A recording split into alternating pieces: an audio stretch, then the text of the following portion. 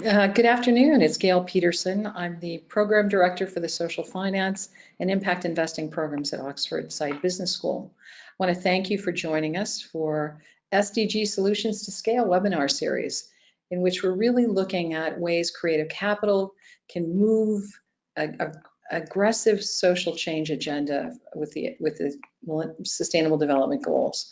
And we have an exciting program today, and let's get started.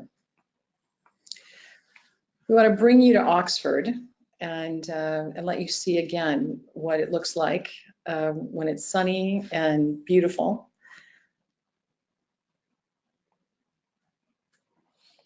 And the series is really focused again on social finance solutions to the world's most complex problems. We want to share groundbreaking ideas to help us achieve the SDGs and really tap the talents of our very large global network. This is an image of Saïd Business School for those who haven't joined us before. And it's, again, we pride ourselves in being entrepreneurial and creating a world-class community designed to actually take on the world's most complex issues. We have, based on the needs of our students and request of our students, we've actually created 3 programs, complementary programs. One in impact investing that we've been running for 6 years, social finance, which launched last year, and impact measures, which launched a week ago. And again, it's the idea of how can we create a process that allows our colleagues and our students to really understand comprehensively how to use creative capital and understand and measure impact to know you're making a difference. We work across the ecosystem, financial ecosystem in social finance. And again, our program is in November, and with a very specific intention of allowing students to blend capital from philanthropy to more traditional finance and impact investing and social enterprise in between. And it's how you actually create and knit those deals together to go to scale. We want to show you what our network looks like. We've got more than 300 students from 90 countries who've been part of our social impact network, from our impact investing program to our social finance program and our impact measures course. And we look at, again, social change and social finance and impact investing at putting the lives of the people who are most vulnerable at the cornerstone of the decisions that we make in terms of finance. What are the complexity and wicked problems? The issues we're going to address today involve gender inequality, poverty, abuse and maltreatment of children, lack of education, access to education and health. That web of issues facing the most vulnerable is really where we target our attention on how to blend capital to create positive social impact and take those solutions to scale. Just some important data points of the challenges facing children in the world. 7 million children die every year, largely from preventable causes. What do we do about it? 263 million children, adolescents, and youth are out of school. 130 million girls between the ages of 6 and 17 are out of school. 41,000 girls under the age of 18 marry every day. And child maltreatment is, although difficult to quantify, the impact in the United States alone is estimated that if abuse ended, it would increase profitability and of our society by 124 billion. So again, these are the kinds of issues that we address head on in social finance and impact investing to really understand how to use capital to make a difference in the lives of the most vulnerable.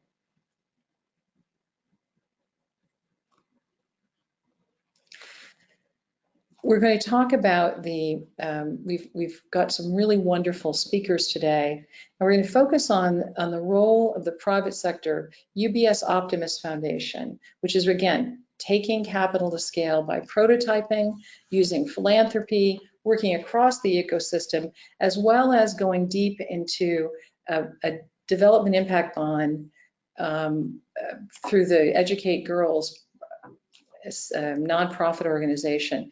UBS and Optimus Foundation and Educate Girls really are taking a leadership role, being at the cutting edge of blended capital deals, creative partnerships to move solutions to scale. We're going to talk to our guests and also do Q&A. So I'm Gayle Peterson. Phyllis Costanza is the CEO of UBS Optimus Foundation. Maya Ziswiler is actually head of the social finance program at UBS Optimus, and Safeena Husain is the president and founder of Educate Girls. So I'm going to turn it over to Phyllis to get us started. Great, thank you very much, Gayle, and thanks to all of you for joining us today. As Gayle said, I'm Phyllis Costanza, and what I'm going to talk to you about first is who UBS Optimus Foundation is and why we're involved in this. And it's important to understand the context of who we are and what we believe we can bring to the sector. And then I'm going to hand it over to Maya Ziswiler, and Maya runs our social finance group, and she's going to get into the meaty and fun stuff. So starting with who we are, Optimus Foundation was founded almost 20 years ago by UBS. UBS is, amongst other things, the largest wealth management firm globally. And so in a nutshell, we help wealthy people manage their money. And as part of that wealth management process, we see that more than 90% of our large clients engage in philanthropy. Yet fewer than 20% of them are satisfied that they're making an impact. So we're trying to help them find ways to be more impactful. We've got a team of more than 25 staff around the globe. We're located, the Optimus Foundation has offices located in Hong Kong, the UK, the US, Switzerland, Germany, with expansion plans to other countries as well.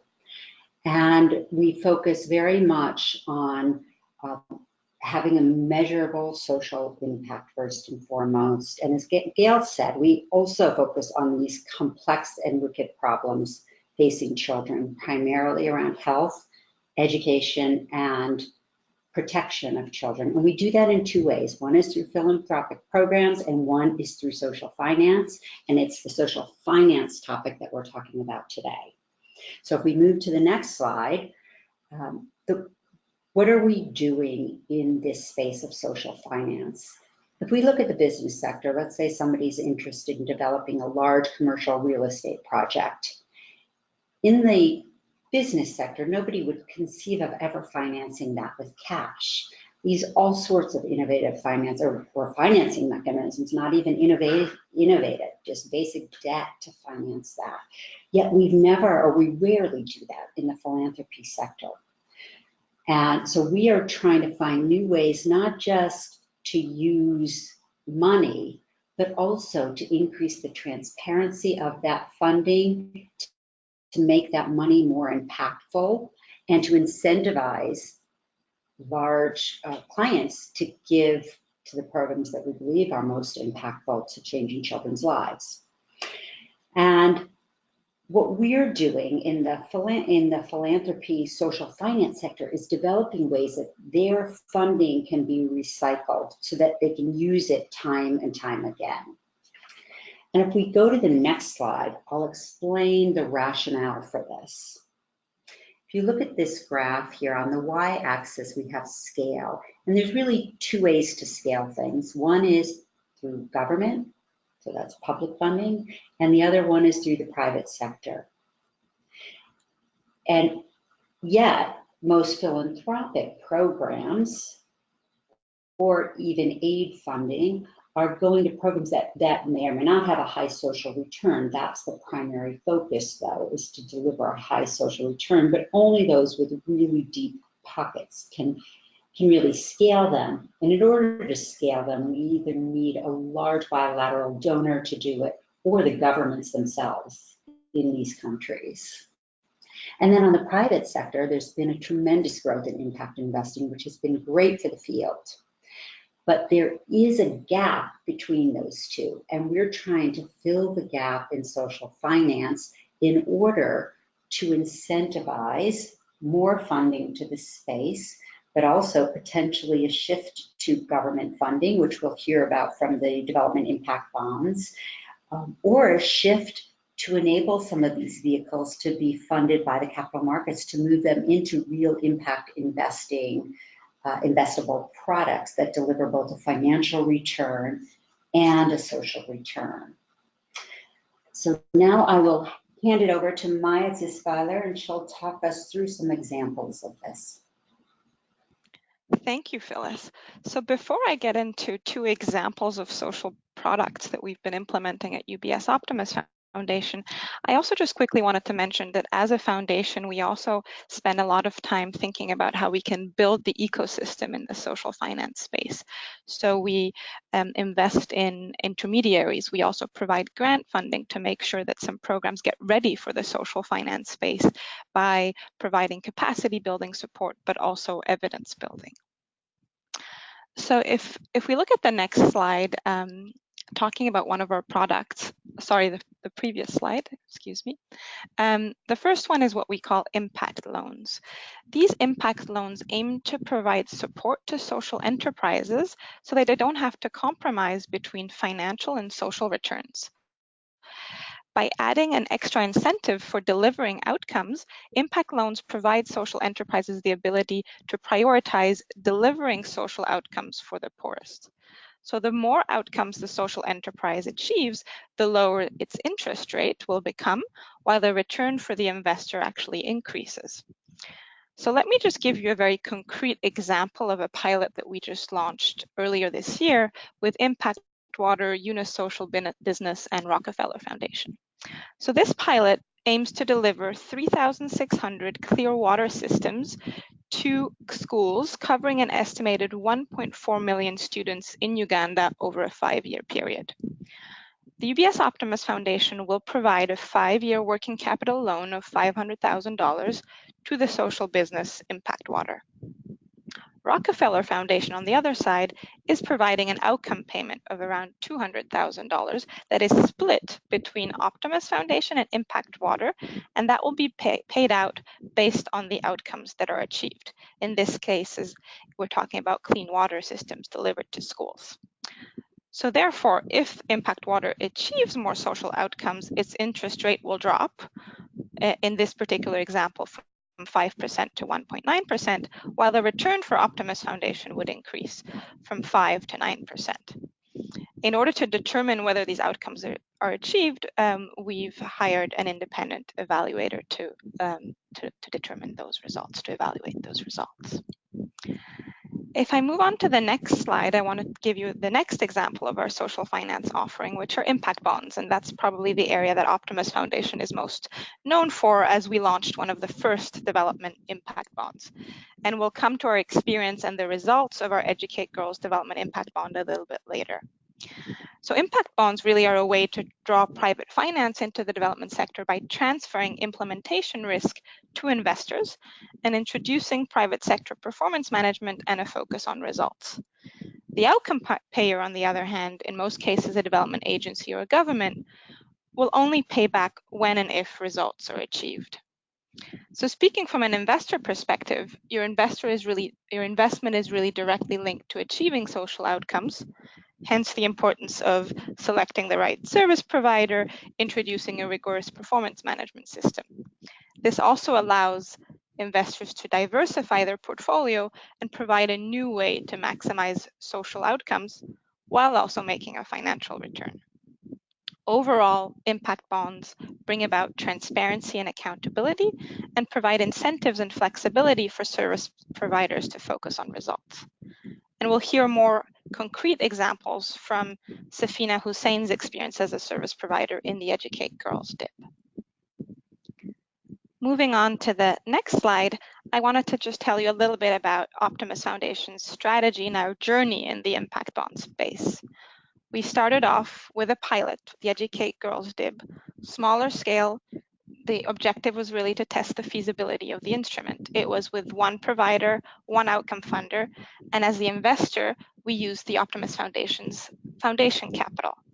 The principal and returns will be reinvested in other Optimus Foundation social finance programs. We really use this opportunity to document our learnings via process evaluation, which is publicly available, and we use those in order to transition DIBs to scale. Our next phase was really the transition to scale phase, where our impact bonds are much larger, around 10 million in terms of size, involve multiple service providers and outcome funders. One of them aims to improve maternal and newborn health with USAID and Merck as outcome funders. The other aims to improve learning, and we're working with Tata and the Michael and Susan Dell Foundation as outcome funders, and the UK government's DFID as a technical advisor. This transition to scale really allowed us to reduce transaction costs, whether it be on the legal side, performance management side, or even in the evaluation side, as a percentage of the overall costs, but also it took the time from design to implementation start, it shrunk that time basically. As the investor, we raised funding through our clients, through UBS clients, who want to take some risk to maximize impact and potentially make a return to be reinvested in other development programs. We've also taken clear steps to try and mitigate some of those risks by quantifying them and grouping them into different buckets. So implementation risk, political risk, FX risk, risks associated with force majeure, and risks associated with repayment. And the final stage that we're really started embarking on this year is our medium-term vision is to really scale impact bonds by pooling capital both on the outcomes but also the investment side. By creating thematic impact bond funds, we would shift significant development funding towards results-based funding and create scale. And we're aiming for several $100 million funds that would attract more commercial funding by blending philanthropic impact investing and institutional investing. As Optimus Foundation, we've co-organized an impact bond working group with several bilaterals and multilateral donors to try and move that agenda forward. So coming back to our first DIB pilot with Educate Girls, we just launched the positive results on Friday. And we're obviously very pleased. Educate Girls surpassed both targets in learning by 60% and enrollment above 16% above target, sorry. We've also learned a few lessons along the way. The importance of the selection of the right service provider, focused on results and with the right organizational culture, the importance of flexible funding and a realistic time frame for delivering impact. Looking at how we identify key risks, pricing them into the model, but also distributing them appropriately amongst the key stakeholders. We've also really learned about the importance of capacity building, both on the performance management side, but also on the evaluation side. So back to our results, the fact that Educate Girls was able to surpass these targets allowed us as Optimus Foundation, the investor, to recoup our initial investment and even make a 15% IRR. So I'm now very, very pleased to hand over to Safeena, Educate Girls founder and CEO, to talk more about the intervention and give a little bit more details about her experience and how they were able to achieve these results. Thank you so much, Maya. I am Safeena Husain, and I started Educate Girls 10 years ago. And we're a small nonprofit based out of India, and that works for girls' education in some of the hardest to reach geographies. We work only in rural, remote, and tribal areas where we have critical concentrations of out-of-school girls, girls who are either dropped out or never enrolled. In India, there are over 3 million out-of-school girls, and some of the geographies where we work, female literacy is very, very low. Child marriage is a huge impediment to girls' education. Obviously, trafficking and all kinds of child protection, child abuse issues also play a role. But when you put a gender lens on it, it's predominantly patriarchy and mindsets which keep girls from education. So moving on to the next slide. What do? We essentially work in villages. We go door to door to find every single girl that's out of school, and then work through community volunteers called Team Balika to identify the girls, to bring them back into school, and to make sure that they're staying in school and learning. Our learning program is gender neutral, so it covers all the children, boys and girls, in 3rd, 4th, and 5th grade. And we also work with the community to ensure that school improvement plans are made and to generally sensitize them in terms of behavior change for girls' education. And currently, we are working across 13,000 villages and almost 30,000 schools. So this year alone, Educate Girls will be working with about 1.8 million children across Rajasthan and Madhya Pradesh.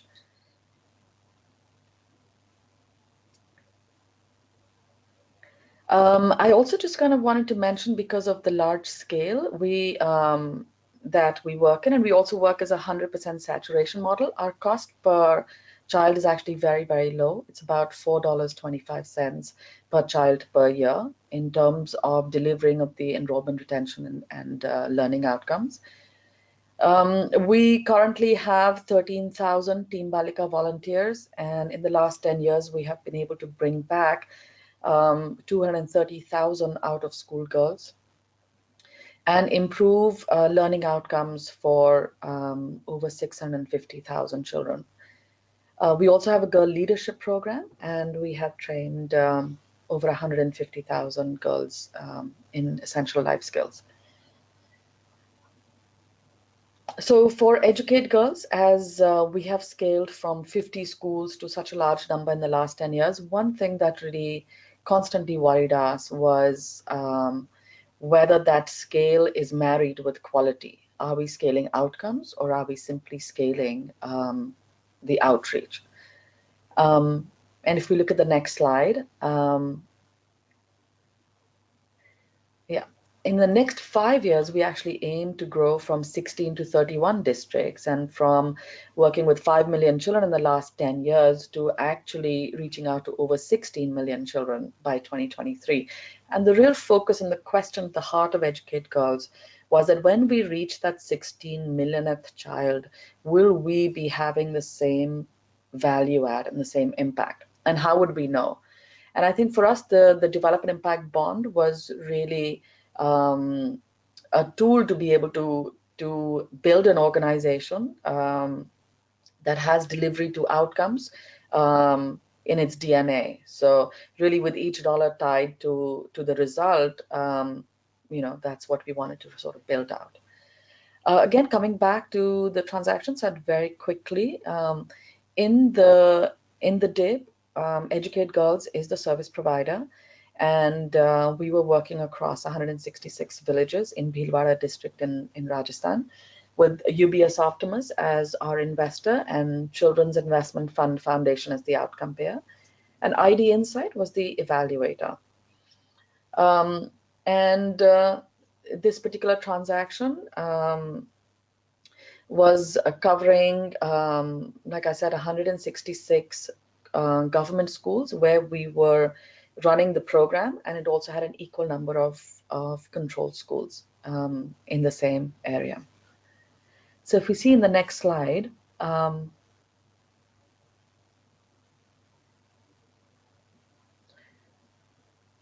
sorry, I think we've got a results slide.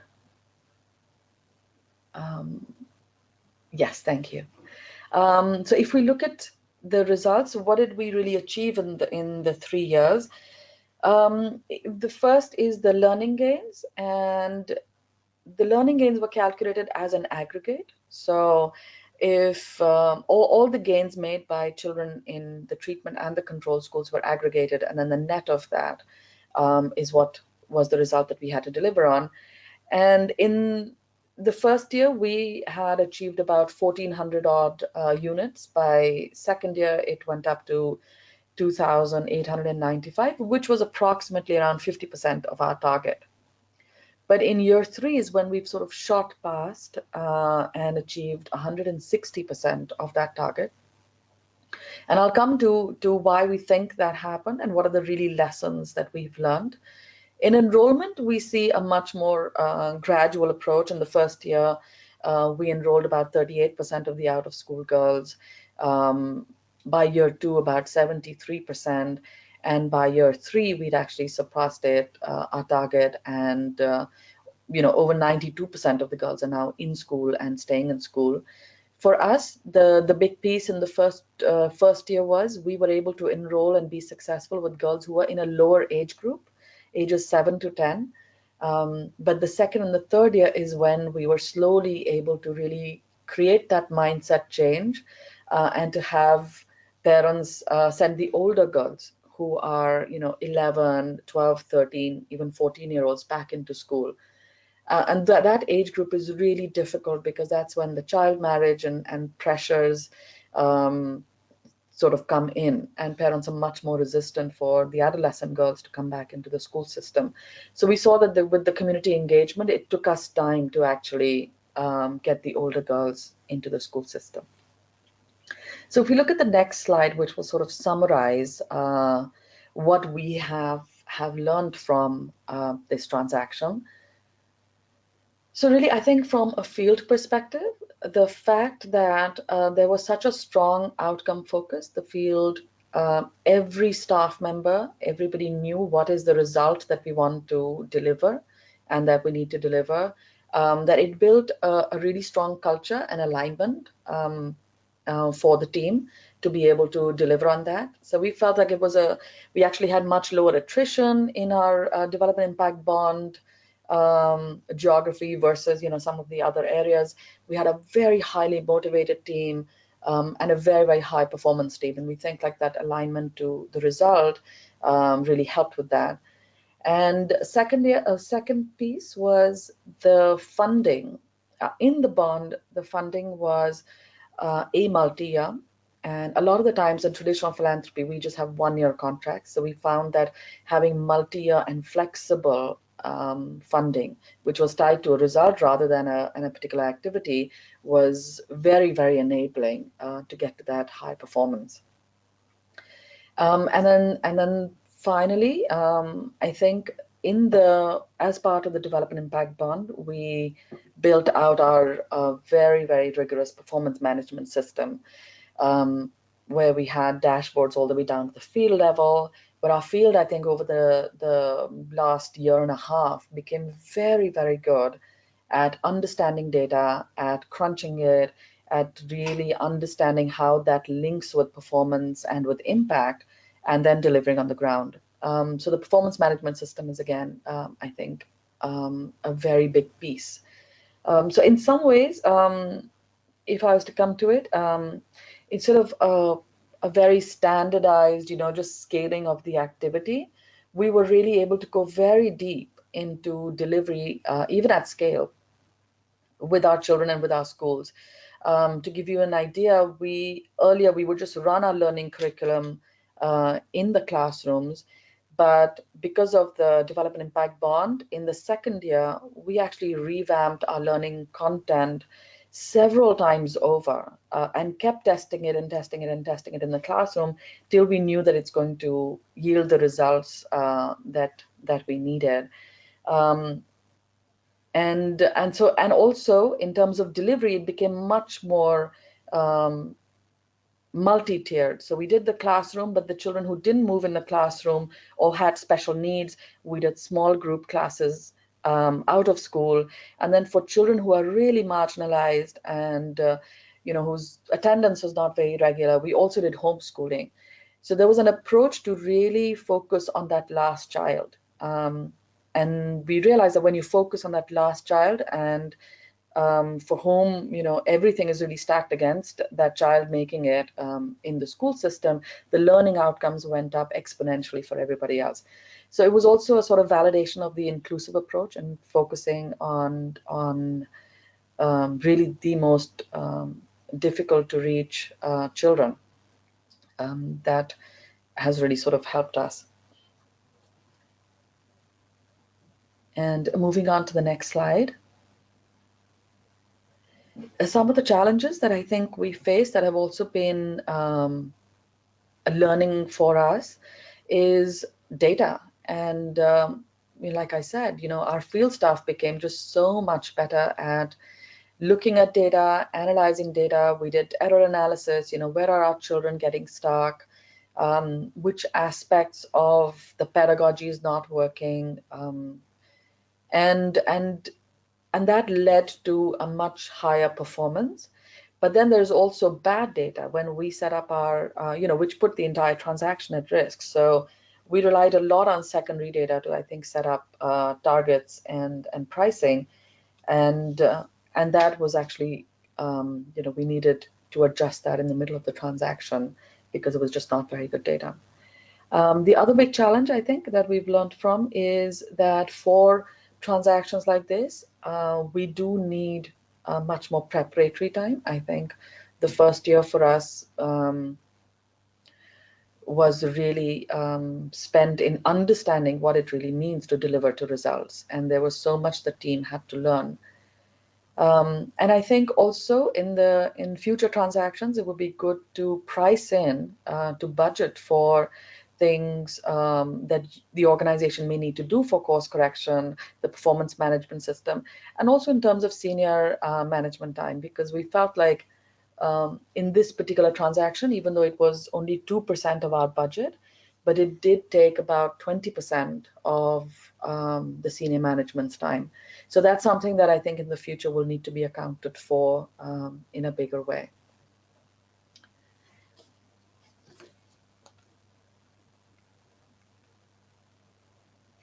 And I think, yeah, so, and then I think we can move to questions.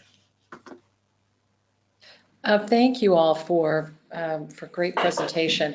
We have a number of questions, and what we want to do now is actually begin a conversation. So I'm going to turn it over to Brad. The two of us will be asking questions from the audience and additional questions that we think might be relevant.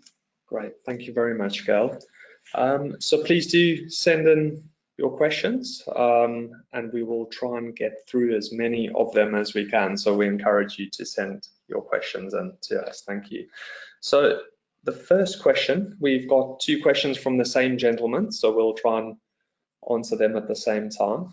The first question is, with a successful outcome of the pilot Educate Girls project, what are the future plans of the UBS Optimus Foundation going forward?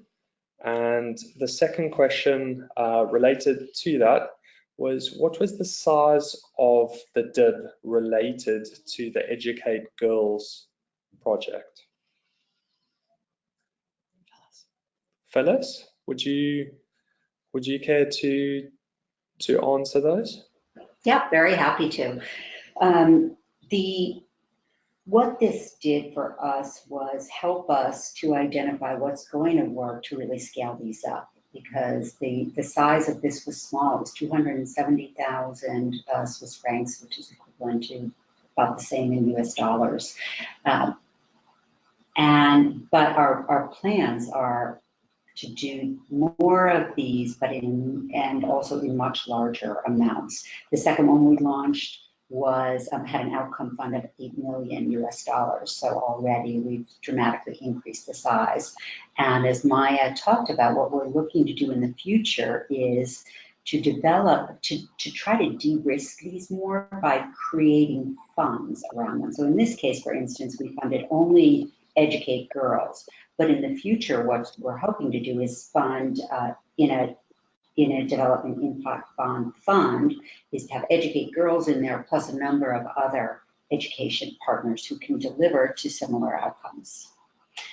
So that is, our hope then with Educate Girls is to continue working with them on a DIB basis and also funding them for grants for other things that they may need. I hope that answers the question. Great, thank you very much for this. We've got another question relating to private sector impact data. The gentleman asks, are there any data sets on the scale of private sector impact investing? And if there is, are any uniform in the criteria for the categorization of capital deployment or deploying capital? Maya, Maya, would you or Phyllis like to have a go at answering that question? Sure, I can try and get us started. So the Global Impact Investing Network does produce a report every year looking at the amounts of investments that go in the impact investing space and categorizes those in different per thematic areas. So looking at infrastructure, agriculture, education, and health, to name a few. One of the reasons that we feel that education and health are important areas for us to focus on in the social finance space is those tend to be areas that are underrepresented in the broader impact investing space, because there is no, in a lot of times, no underlying product that can be invested in. And so those two areas really lend themselves well to the impact bond space and would be very good candidates to be a part of an impact bond investment fund or outcomes fund, for example, because you could work with both for-profit and non-profit entities where investments are directly linked to social outcomes, and the financial returns would be linked to those social outcomes rather than specifically looking at financial performance. So those are, in our mind, two areas that are underrepresented in the impact investing space, and therefore quite interesting for us to consider in the social finance / impact investing, impact bond space, sorry. Right, thank you very much, Maya, for providing such a comprehensive answer. We've got another question related to, the lady asks, what were some of the obstacles in defining and creating your performance management metrics?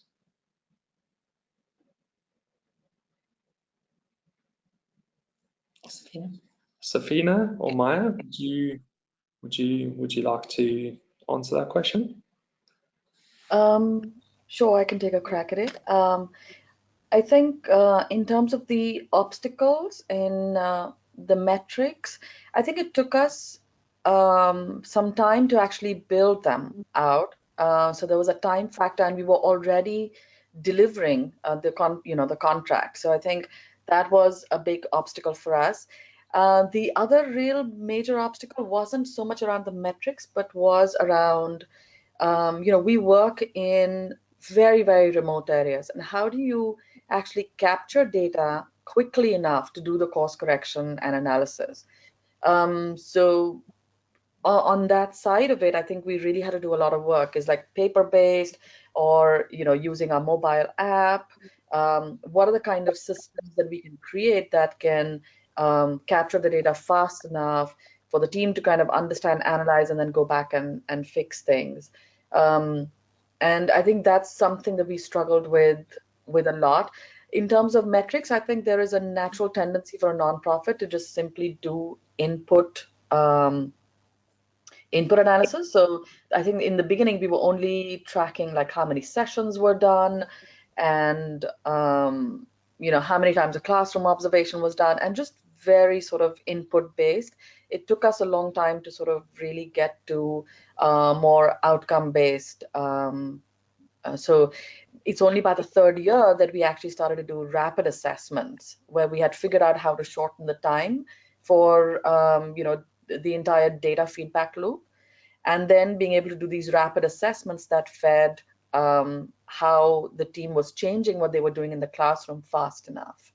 So I would say those were the pieces. So for example, the rapid assessment became very much about error analysis. If the children are not able to do subtraction, why are they not able to do? If they're not able to do because they don't understand a particular concept, how do we very rapidly build extra session plans for that concept? It could be place value, it could be something else, and then feed it and train the team to immediately start to implement it. So I think that's the kind of feedback loop that was very new for us as an NGO, and it took us definitely a long time to be able to get all the pieces in place. The timing, how do you capture, enter, analyze, and feedback the data, and then how do you respond to that? Great. Thank you very much, Safeena. Really appreciate the answer. Thank you. We have a series of questions from a policy researcher in social innovation from Hong Kong. I'll ask the first two first, and then I'll follow it up with the next two. So the first question is, as an investor in this relatively new type of structure, DIB, is deal structuring / contracting an issue for you? And if so, could you please speak to, I guess, the nature of its cost and the time, the length of time it amounts to from a transaction cost perspective? Safeena, I don't know if yourself or Phyllis or Maya would like to answer this first part first. We could probably all take a crack at it. I'll start with that. Yeah, that's a big part of this, and it took us many months. It actually took us over a year to do the first one. Deal structuring, there are legal issues to consider and some very practical issues to consider. For instance, are you setting this up to return the client's income to them?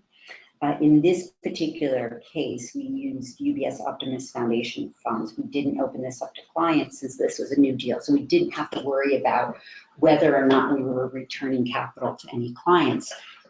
We made the decision that we'd use our capital and we would recycle it back into our philanthropic fund so that we could use it for another deal.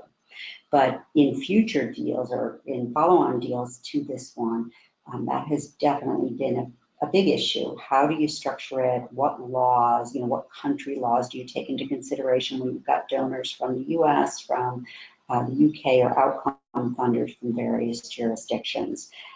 Everybody's got their own lawyers. There's no experienced lawyers in this because this was the first one. So learning on the job was tough. And contracting, there are a number of contracts as well. We have to contract, for instance, as the investor, we have to contract with the outcome funders. And also as the investor, we have to contract with the implementing organization. And then we've got the monitoring and evaluation piece and who contracts with them. So there's a lot of different elements to this. And the costs for the first one were quite high. And we expected them to be high, and we wanted to pay those costs in order to make sure that we're doing it properly. So for us, even though the costs were very high relative to the cost of the grant itself, it was worth it for us. Because as Maya had said earlier, we're trying to build this field. And for our next deal, we cut the time it took to create the development impact bond by more than half. So we did it much more quickly. The contracting also was much easier. We're trying to make those contracts much more systematic and looking at ways to do that via blockchain, and also looking at ways to reduce costs around monitoring and evaluation, also through verification on blockchain mechanisms. Thank you. Thank you very much for this. The next question. Sorry, Brad, can I add to, this is Safeena, can I just add to the deal structuring piece? Of course. From, yeah, okay, thanks. I think that question's really important. From the investor perspective and how long it takes to align all the parties, but also from the sort of more ethical perspective. I think this particular one, as Phyllis mentioned, it took many months, and as part of this transaction, there was also an independent sort of advisory group that was set up that really debated on, what should you get paid for, when, how much. There was a conversation about having multiple outcomes. So let's say you have a child that is special needs. Do you increase the payment for that child? Should you have a threshold of performance? So how are you sort of aligning those incentives? And in some ways, I think if we don't think about it, so even in this particular transaction, we could have, even with a small change, like if the investor got paid on percentage improvement versus aggregate improvement, we could have set up some perverse incentives, for example, for educate girls to pull out children that we knew are not moving and learning and saying, you know, let's just have them drop out of school. So how you, the measurement, what you pay for, the metrics is just very, very key on an ethical and a human level that has to really be thought through. And I think in the future, if you know more and more transactions come up, I think that's something that we will have to deeply think about. Great. Thank you very much, Safeena. I really appreciate that.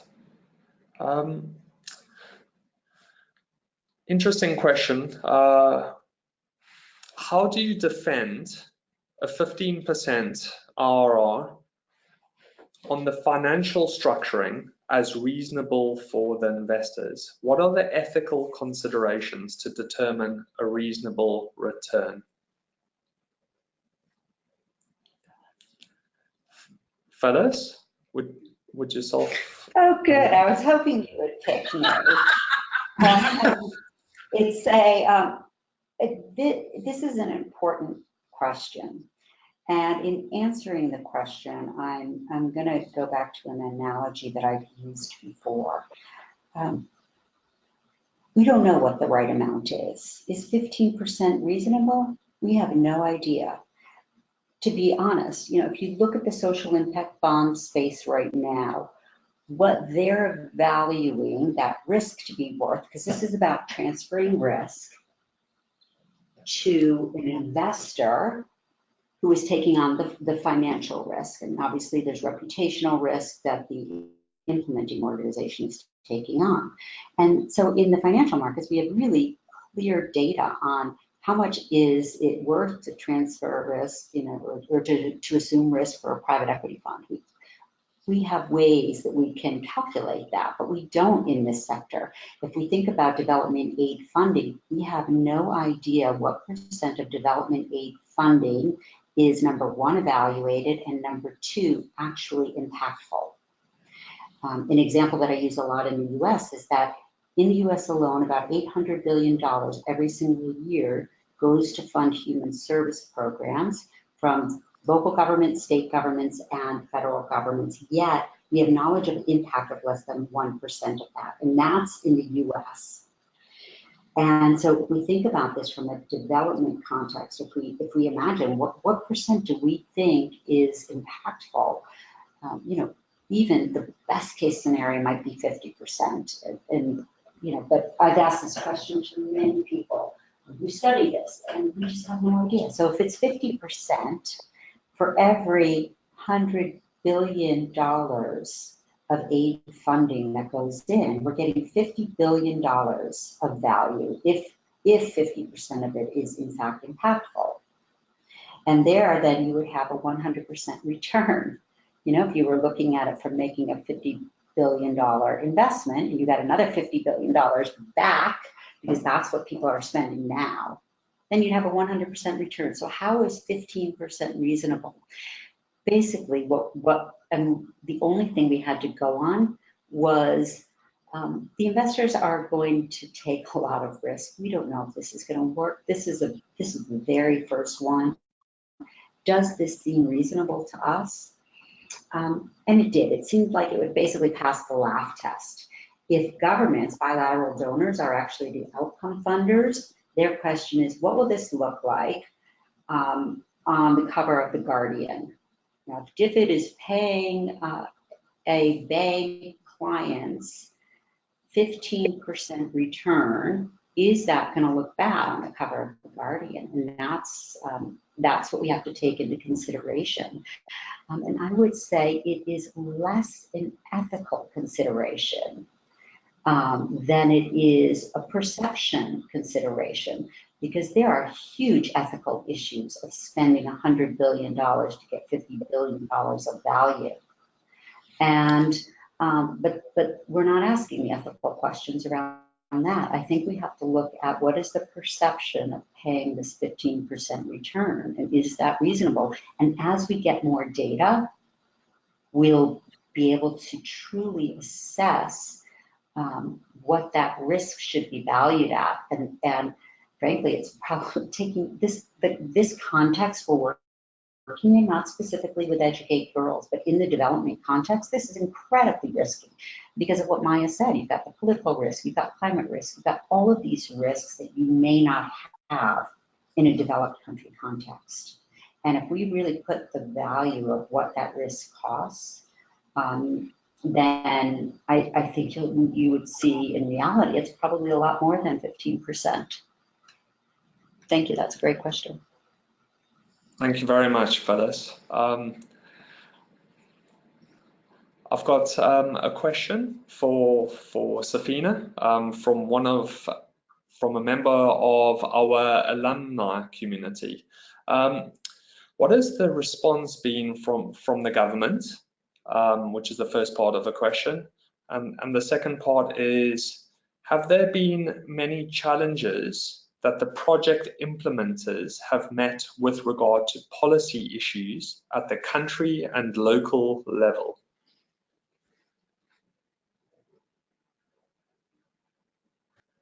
Hey, sorry, could you repeat the second part of that question? Of course. So I guess the first one's the response from the government, and then the second part is with the implementation team, I guess your team working on the ground at Educate Girls. What have the challenges been with regards to policy issues at both the local and country level? Okay. All right, so the first piece, what is the response been of the government? The government has been a partner in the Development Impact Bond. We delivered all the services in regular village government schools. So, and we had an MOU for the treatment schools, and then obviously also for the control schools to be able to access and collect data. So the government from day one has been a crucial partner, and we will now be sharing the results and seeing, what are the learnings that the government can sort of take on from here. So that's the piece we will start to work on now. But I think it's been really positive for us. The government has been a part of trying to innovate to get to higher learning outcomes for children, or focusing on very, very difficult areas and seeing are there other ways to accelerate impact towards the Sustainable Development Goals. So I think in that way, we've definitely found the government to be very open to trying out different things and being able to bring this under the government umbrella. In terms of the policy issues, we did not face this particular program is built on the Right to Education Act. So in some ways, it's actually built on the current education policy. So given the model, we did not actually face any local or country level policy level challenges. Great. Thank you very much, Safeena. Really appreciate that. I believe we've got one last question that we can get to today.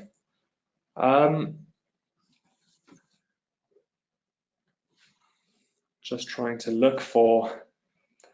Okay, so I've got another question related to transaction costs. So, gentlemen's trying to understand, I guess, how, as the implementation team, do you look at transaction costs with regards to how they are reduced with regards to the proportion of the overall investment? And he was trying to understand that during the implementation and running the actual DIB, did you have to take advantage of any pro bono work or advice to make the instrument more affordable in its operation. I'm not too sure who would be best placed to answer this question, but probably Maya. Yeah, thank you. Yeah, no, I think maybe to answer the first part of the question in terms of how do you decrease the percentage of transaction costs as compared to the overall costs. I mean, one straightforward way to do that is to increase the size of the transaction. So that's certainly one way to do that. The other few ways that I think both Phyllis and Safeena alluded to are, one, to be able to standardize some of the legal contracts, and so to create templates. And that's been certainly one of our learnings as we've developed further development impact bonds, is using some of those templates that we developed for the Educate Girls DIB and adapting them to subsequent transactions. So that's significantly reduced the amount of time that it took us to go through the contract negotiation phase. The other element is looking at the use of technology, and the use of technology to standardize some of the data collection pieces. Think about what is the right type of evaluation that needs to be used for impact bonds. So in this first impact bond, we used a randomized control trial, but that's not necessarily always the right type of evaluation that is needed for all impact bonds going forward. So in some other impact bonds, particularly the one that we're funding to improve maternal and newborn health, we've looked at how can we leverage some of the administrative data that is being collected by the government? How can we use some of the methodology that the government is going to be leveraging anyway in order to make decisions? So that can also reduce transaction costs. In terms of the use of pro bono services, there are certainly in the legal space some law firms that have provided, if not pro bono, at least low bono services to help develop these transactions and therefore reduce their transaction costs by working through them. I hope that answers the question. No, that's great. Thank you, Maya. I want to thank Safeena and Phyllis and Maya for their time. This just gives you a real sense of the kinds of debates and discussions that we have in class. And Brad Peterson is going to talk to us about the social finance program, but we have a case study, actually a program of study that includes 6 different aspects of the UBS social finance portfolio, as well as going deeply into the development impact bond with Educate Girls. So we hope you'll join us for a really exciting program in November. I'm going to turn it over to Brad, but I want to thank you again. We've got questions that we haven't fielded yet that we'll post on our website and provide some additional answers from our audience and from our speakers. Great. Thank you very much, Gayle. Firstly, I just want to say thank you to everyone for joining us today and giving up your valuable time. I really do appreciate that. A question we often get asked with regards to our social finance program is how different it is from our impact investing program. How are they both complementary and how they differ? So our impact investing program is exactly that. We focus on innovative impact investments from around the world, looking at both developed market impact investments, social impact bonds, and then emerging market impact investments as well. We also look at policy. So how does social finance differ? Well, our social finance program, I'd say, is a whole portfolio of social impact finance programs are pretty special. I would say the social finance program differs in the nature of its delivery. So whereas our impact investing program looks at, I would say, fund and deal level transactions, helping to alleviate a number of the sustainable development goals. Obviously, there's some overlap. Our social finance program looks at the broader piece of scale. So large transactions focusing on sustainable development goals going across the private public sector. So it's also noticeable, I'd say, from a thematic point of view. So we look at climate change innovation. We look at sustainable cities. As Gayle mentioned, we'll be looking at the development impact bond with UBS and Educate Girls.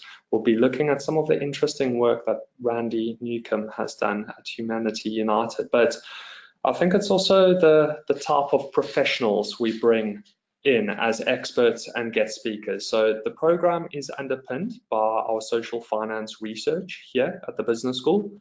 And Alex Nichols has been researching this area for a significant amount of time, from fair trade through to social entrepreneurship and social innovation to social finance and impact investing within that. But Gayle invites a number of CEOs like Randy, like Phyllis, like Rip Rapson, and like our friends from the Ivy and McConnell Foundations who are looking at a transition to a low carbon economy.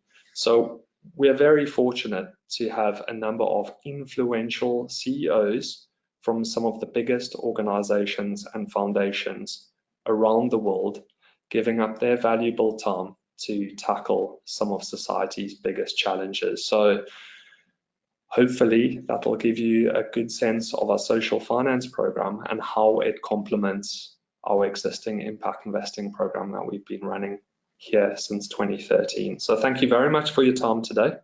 If you'd like to know more about the program, please do get in touch with us. Thank you. Thank you very much.